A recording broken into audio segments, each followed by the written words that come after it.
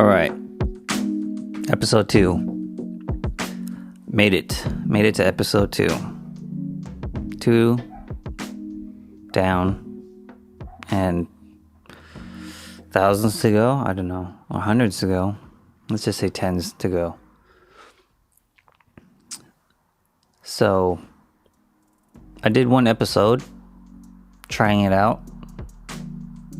Just going through the motions, seeing what it's like to go from just the idea of a podcast to getting the mic, recording myself, making my account, uploading my files, getting it out there, looking at it on my phone from the podcast app, seeing my artwork for the podcast and the title, and just feeling like, wow, that was really easy. A lot easier than I thought. But it looks official if you were to just, see it on your phone. So, yeah, pretty interesting. Definitely give me a lot of ideas. Help me to see it, get more of a vision of what I could be doing. So it's exciting. Don't I sound excited? All right. If I can pick up maybe from where I left off last time before I was interrupted by my young one. Let's just say this is a part 2. And part 2 of just the intro of whatever this is going to be. It's tough. Very tough. Very, very tough working in music. If you were to look at the numbers, if you were to look at the statistics of how many people try to work in music and how many people make it to, let's just say, 5 years. Yeah, I mean, I don't know what those numbers are. I didn't look at them. I don't know if anyone's actually even counting. But just from what I've seen, it's got to be maybe a 1% success rate to make it to 5 years, give or take. I don't know, it could be up to 5%. But yeah, not good. Not good. You either have to be extremely confident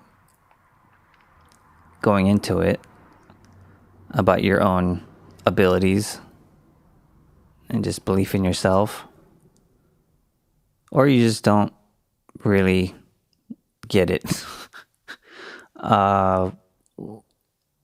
You just don't understand what you're getting into, which is usually the case. That was the case for me. I figured it out once I kind of started hitting the walls in a few places and had to reevaluate my life. Partly because of just things that happened while I was working, things I had to deal with, people I had to deal with. But also just dealing with myself on a personal level. Having to stop every once in a while and retrace the steps of my entire life.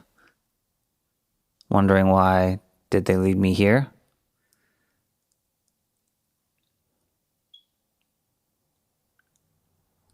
So it was good for me in that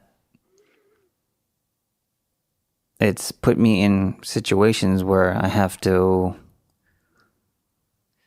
look inside and evaluate what's going on pretty regularly, because I see that I've noticed that when I go for stretches where I'm just working,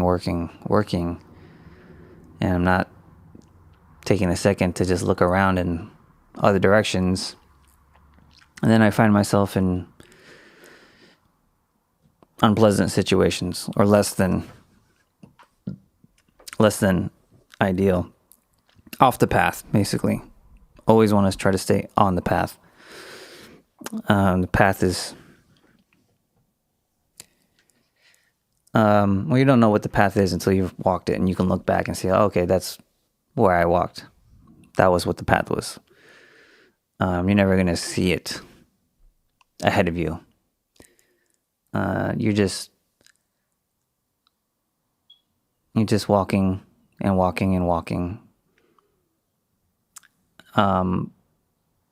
But instead of your eyes being on the front of your face, they're on like the back part of your arms, like where your triceps are. So things look weird. But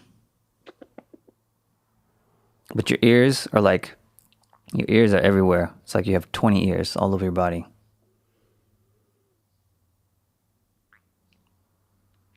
Don't know what that means, actually. I was trying to create another elaborate analogy for my idea, for my thought, but I got carried away, and I just started trying to imagine something weird. Well, I guess, yeah, if you do this, then your ears are sensitive, as if you did have 20 ears all over your body. You hear all the things that other people don't hear. You can go deeper into music when you hear it. Like for me, a song is playing.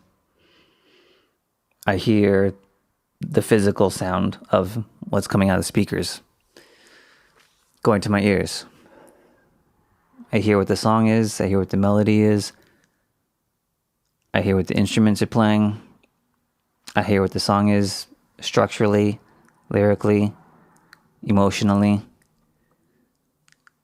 I listen to and think about the production.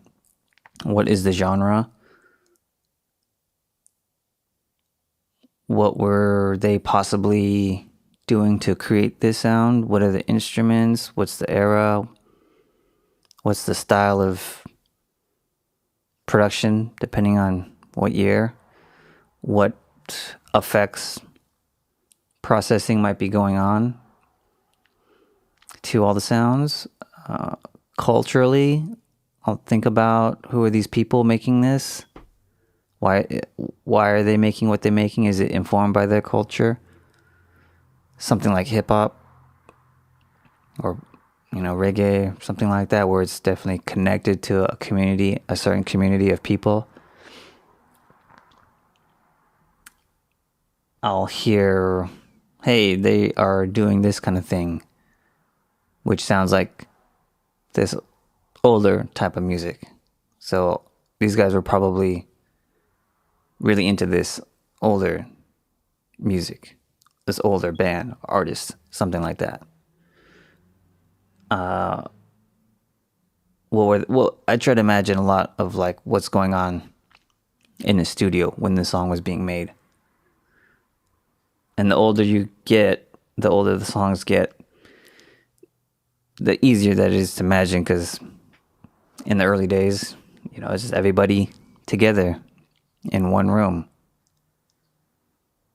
And they're a band. And they got to pull off this song all together in one take as best as they can. They got to be on 10. And they just keep recording take after take of the whole entire song, top to bottom, until they get the one. And that's the one thing I learned to appreciate about older music, is that the further back you go, the more difficult it was to make those records.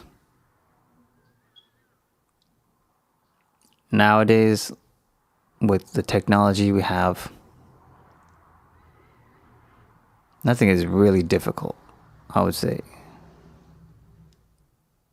I mean, yeah, you still have to be, you should still be good at either being a vocalist or a musician, but the end product, achieving that professional sounding end product, is always easy now. There's always a way to get it to sound like that, whether you are at a professional level of skill and talent or not. Which, even for me, I would say it's not hard what I do. Technology makes it just way too easy.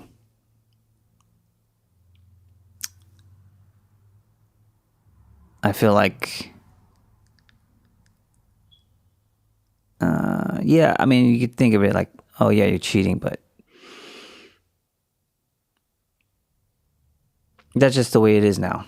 That's just what technology enables you to do. It's just like, are you driving a car to get somewhere faster? Is that cheating? People that used to only be able to walk. Yeah, it's nice to get out and go for a walk and be out in the world on your feet. But we got places to be.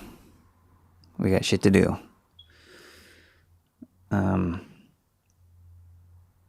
Yeah, I wouldn't call myself an engineer's engineer because of that. I'm not one of those guys that I read about, I see in interviews and things like that, where they get very detailed into their technical side of their work and the equipment that they use, and they talk about, signal, and they flow, and talk about the different characteristics and sounds of different pieces of analog gear.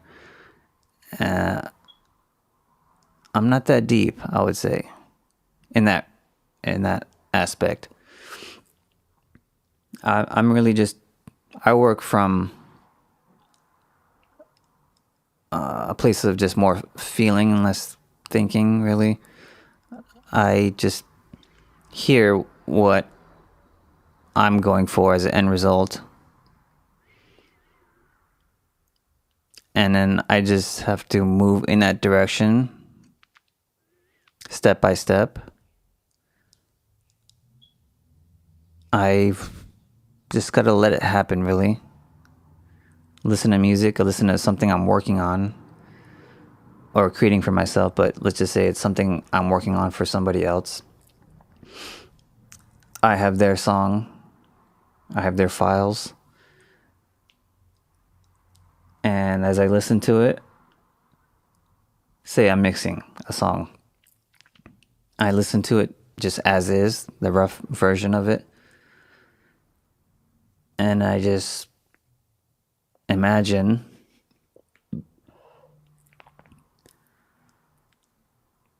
what it could be.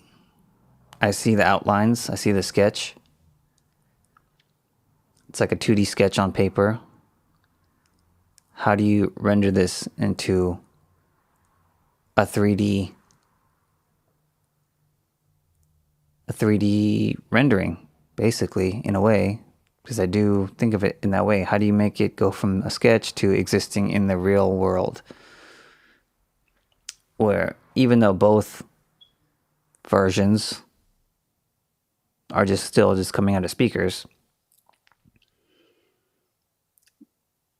the final product is something that you want it to feel like it exists in the real world, as if it's a song that is going to be played on the radio or played at a concert. You hear it playing on a movie or a TV show or a commercial. Or you see the picture for the single on the new music playlist, Spotify or Apple, things like that. It just looks and feels like it's a part of the world now. So I'm trying to go from A to B. And I have steps that I take that I've taken many times that I've figured out these are efficient ways to go about it. But I'm using those, and I'm always feeling out for new steps you can take. How can you make path from A to B just faster and faster, but not too fast. Like you have to do the walking. It can't be too quick, because something like mixing a song, it should take a long time. At least the way I do it. Because it's like a gestation period. Certain things just take a certain amount of time to evolve and develop. Just like a child in the womb. You can't rush that. It has to go from one cell to a full body. So you can't skip. Can't skip steps. Even if the song is pretty minimal, there's not a lot in it, I will still take a lot of time, because I'm going to comb through it, every little detail. I'm going to listen to it over and over again. And even when I get to the point where I feel like, well, I think I'm done, I think that's pretty much it, at that point, I'll consider it maybe 70 to 80% done. And I might just take a break. I'll just make a bounce of it, listen to it over the next day or so in the car. Car being, for me, the best place to listen, idea-wise. Because there's something about sitting in front of the computer where you have it available in front of you to manipulate,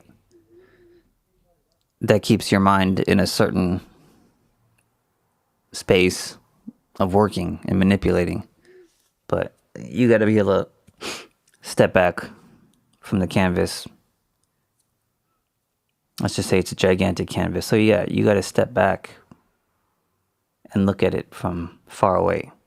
Get that perspective. For me, listening to it in the car does that, because I can't do anything. Can't touch it. All I can do is just listen to it. And I can't think about it. I can't think about what do I have to do next. I have to let it be in the background, and I have to let it be informed by my feeling. So when I'm driving around, I have to think about driving. I have to pay attention to what's happening on the road, think about where I'm going. Meanwhile, the music is playing. So I'm experiencing it, but I'm experiencing it from a place of passive feeling. And then from there, I can feel out basically the rough edges is kind of how I see it. I feel like there's little tiny bumps on a surface that you're trying to get perfectly smooth. And I'm just feeling it over, back and forth across the surface. Each time I feel a bump, okay, what's that? All right, shave that down. And those are the tiny little imperfections I'm looking for. Sometimes they are related to just the sound, frequency, volume, things like that. And then there's things that are more musically driven. It's as far as certain levels, volume, relationships of certain parts of the song to each other, different instruments, different vocals, like vocals, lead vocals, background vocals, how they relate to each other.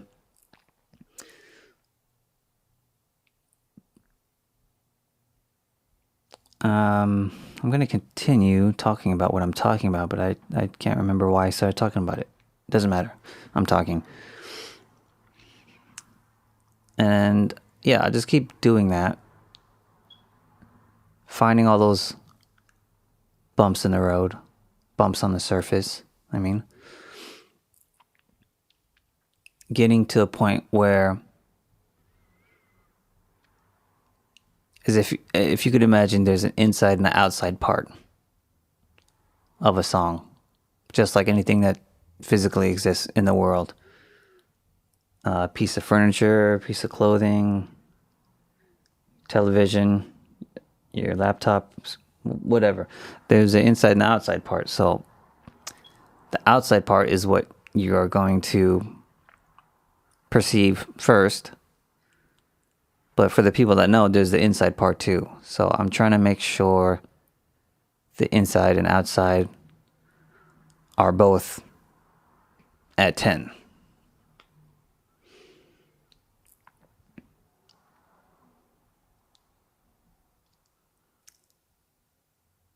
But I don't think I always do things the right way, technically. I just hear, okay, these are the things I want to do. I like to, and I always just, come up with something new of how to do it. There's certain standard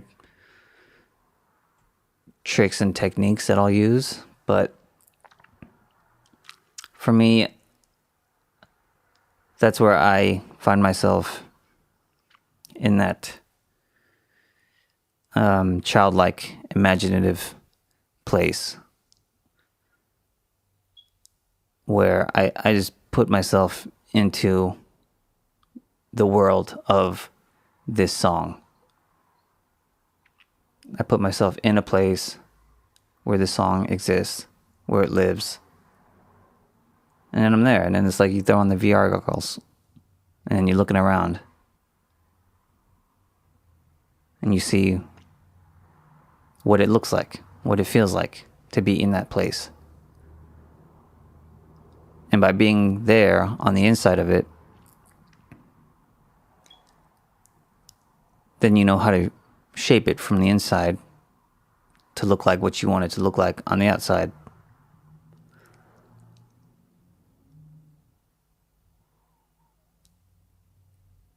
And it doesn't really matter how you go about it, really. To me, that's the fun part. And another fun part of it is that you can always come up with a new way to do something. But of course, you want to stay on the path, not take too much time.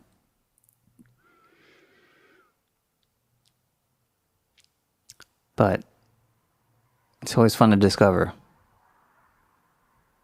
There's the tools that you have, and you can figure out every which way you can use those tools you have. But just like everything else, like technology, people are always coming out with new products, new software, things like that, which always, as soon as one new thing comes out, it could just be one thing, but it might be just a new tool that you don't have.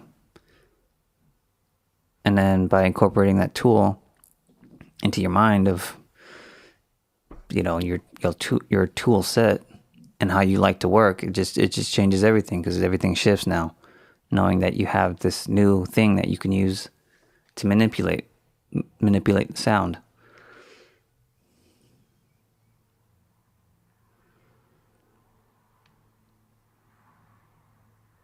But I don't know what I'm doing always. Which is why, coming back to it, now I understand. I remember what I was saying was that I don't consider myself an engineer because I can't write it down on paper for you as like a textbook, like, oh, this is how you should do it. This is the way it should be done. This is the best way. When I do hear these interviews from older veteran engineers, guys that have been in it for decades, the guys that have all kinds of awards and accolades and all that good kind of stuff, I hear how they work. I see them talk about it. And I always feel like, well, yeah, that's the right way to do it. That's how these guys do it. Yep. That's how you should be doing it. And there's nothing at all like how I do it. Partly because I'm limited. I do all my work off of a laptop. These guys do all the work out of a studio, a high-end studio, consoles, outboard gear, all that good stuff. I'm just on a laptop. I have a Duet, first generation, Apogee Duet. I have an aux cable plugged into the headphones, go straight to my speakers. My speakers are Yamaha speakers, like the smallest ones they make. They're like $200 a pair. I have a JBL subwoofer that I got from eBay or something, like for $80. And I work in a room that's very small, which is good, but it's not treated at all. It's just filled with just junk, basically. No, it's not junk. It's just filled with extra stuff. After you have a kid, you just have all of a sudden a bunch of extra stuff. So, yeah, I don't have an ideal spot to work. That's my limitation. But I've learned to work in this room. I've learned to work on these speakers. I know what they sound like. I know what they're giving me.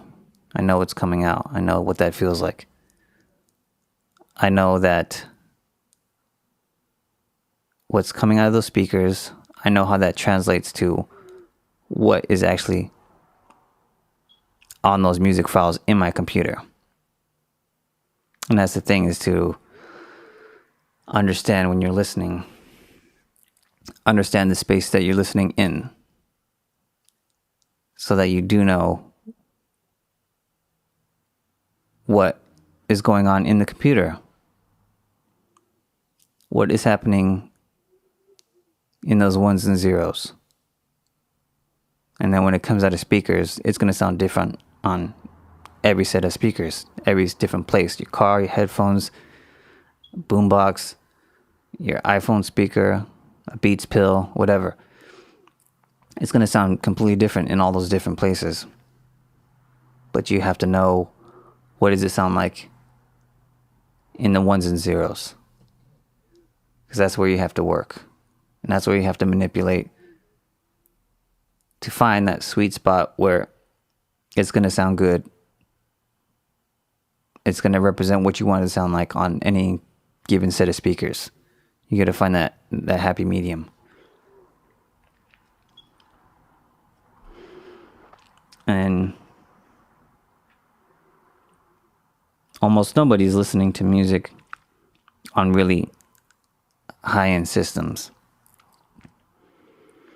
So I don't feel the need for me to work and mix on high-end speakers. It's nice if you got them. Sometimes I do, when I go to work at other studios for people, and that's what they have. That's nice. But I can't work there. I can't do the majority of my listening and work from there. I feel like when it's really high-end, it's very deceptive to me. I just feel like I can't trust what I'm hearing.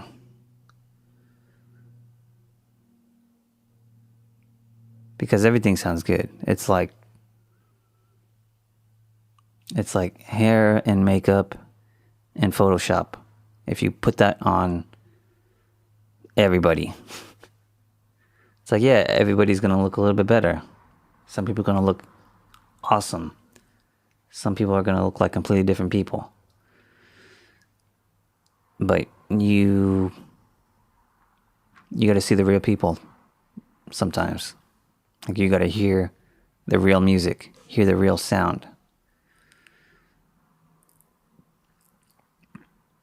But yeah, if I were to show a picture of my setup, I think a lot of professional guys would just really just look at it sideways, thinking, what the amateur hour, super amateur hour. But it's not. The amateur hour is spending a lot of money on high-end stuff and not being able to know how to use it. I have what I have. It's the original setup I've had from the very beginning. Haven't really upgraded, but I make it work for me.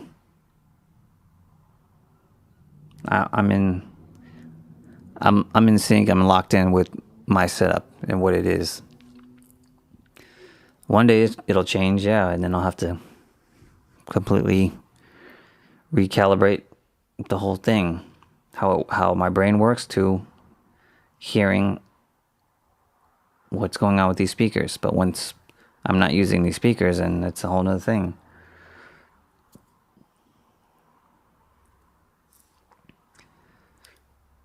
Train of thought. Where is it going? Off the rails. I don't have anything prepared as far as notes or any kind of structure or talking points or anything like that, so it's pretty challenging to keep talking and make sense. And I'm having to fight the urge to want to stop and re-record over and over again. I'm trying my best to just keep this going.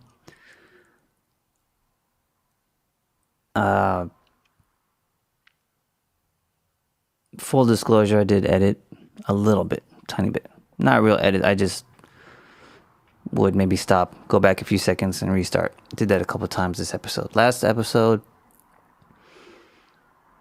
I did that just because I had to, I don't know, maybe clear my throat or something. But pretty much the last episode, I was talking the whole time.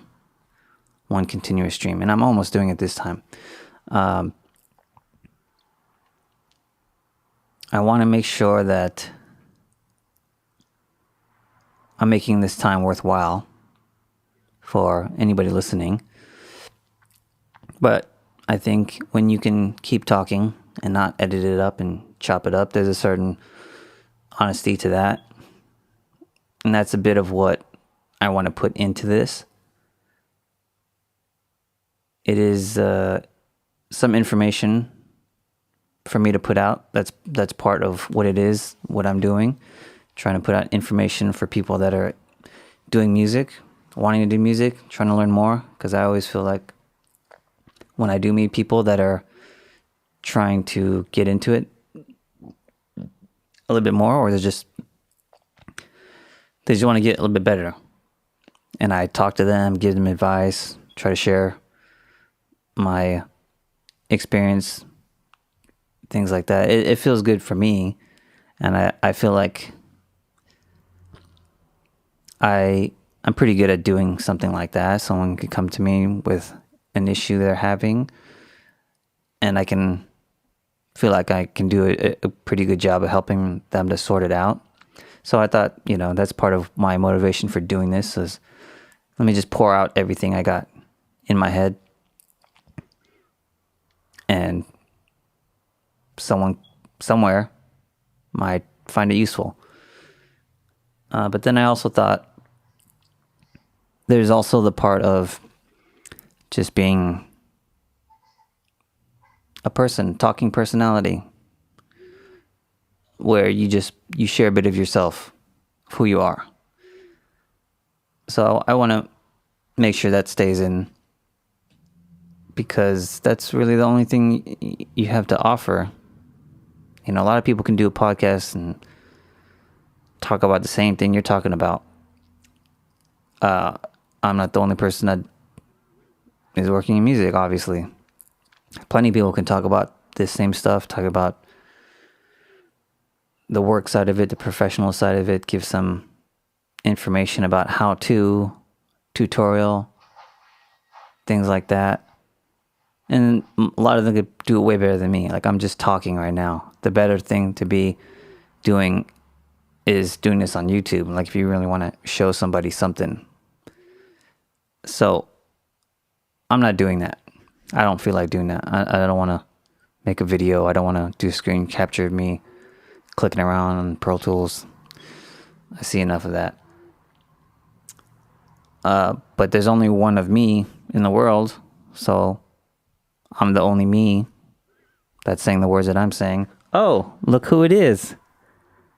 Surprise. Hida, come here. No. Say good morning.